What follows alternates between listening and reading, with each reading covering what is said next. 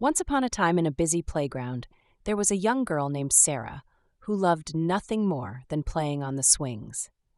She would rush to be first in line and sometimes push past other children to get her favorite swing. Sarah didn't think much about how this made the other kids feel.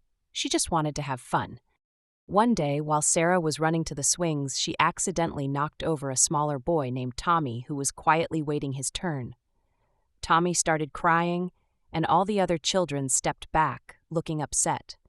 Sarah felt embarrassed as she saw how her actions had hurt someone else. She had never stopped to think about how it felt to be on the receiving end of such behavior. That afternoon, Sarah noticed that none of the other kids wanted to play with her.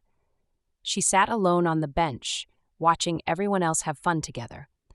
A kind teacher came to sit beside her and helped her understand that treating others with respect was just as important as having fun. The teacher explained that respect means considering other people's feelings and treating them the way we would want to be treated ourselves. Sarah thought about this and decided to make things right. The next day, she approached Tommy and sincerely apologized for pushing him. She offered to help him learn how to swing higher and even waited patiently for her turn. To her surprise, being kind and respectful made her feel even better than getting to the swings first. The other children noticed the change in Sarah and started including her in their games again. From that day forward, Sarah remembered that respect was like a boomerang. When you send it out, it comes right back to you.